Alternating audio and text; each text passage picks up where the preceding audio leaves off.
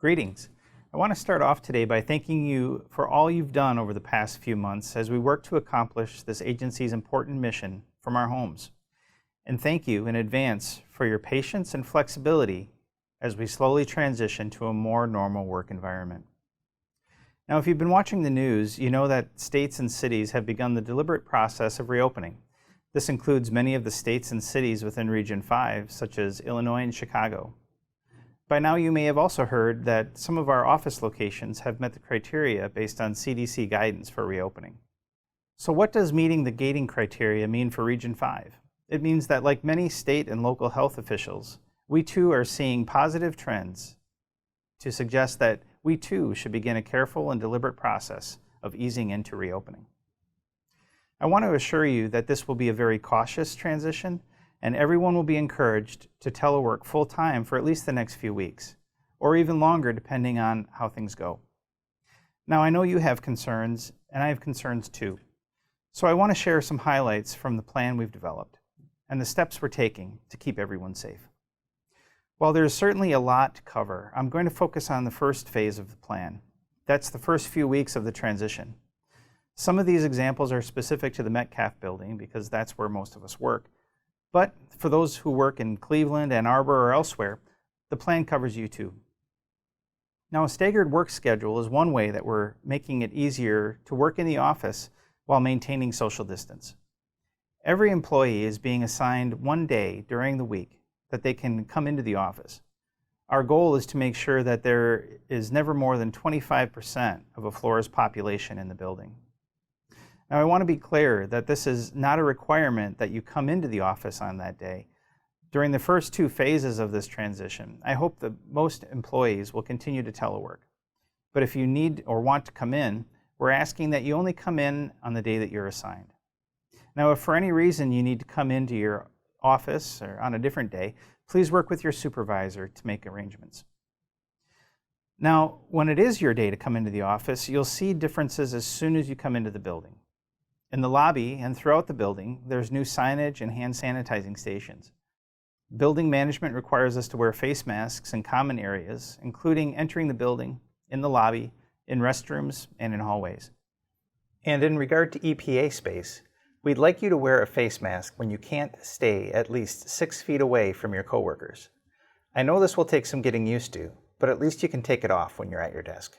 Now, to encourage social distancing, we've closed small meeting rooms and are restricting the number of people allowed in the kitchenettes and the bathrooms.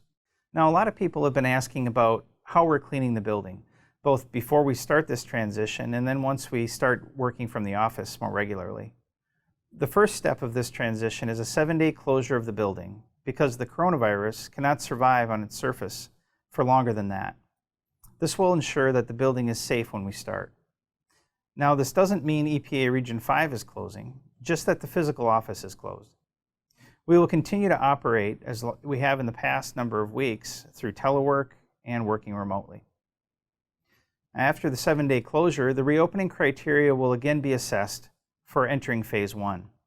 Now, this is the case recently in Region 1 and Region 6, where the data suggested that they need a delay, and that's what they did. Now, following the closure, we will resume daily cleaning in accordance with the CDC's guidelines. This includes cleaning high-touch surfaces with EPA-registered disinfectants effective against the coronavirus. And in addition to hand sanitizer, we've stocked each floor with paper towels and cleaners as well. In summary, during Phase 1, we will offer maximum telework flexibility for everyone. It will be very similar to just prior to going into COOP here in the region. There will be maximum schedule and MaxiFlex flexibility for everyone. Staggered work schedules that I mentioned earlier are also going to be in effect. Now, to preview what to expect during Phase 2, there will still be maximum telework flexibility for everyone. However, the extended hours and days under MaxiFlex will be limited to those whose dependent care plans are affected by closures, and staggered work schedules will remain in effect. Now, prior to entering Phase 3, the agency will look at the mass transit situation and determine what flexibilities will be available. There's a lot more in the plan, and I strongly encourage everyone to read the complete document. We've also created an intranet site. You'll find the plan there, along with other information, please check it out. At EPA, we pride ourselves on making decisions based on sound science, and this is no different. We're following CDC guidance and reviewing data from state and local public health agencies during every step of this process. Now, if you have questions or think we've overlooked something, I want to hear about it.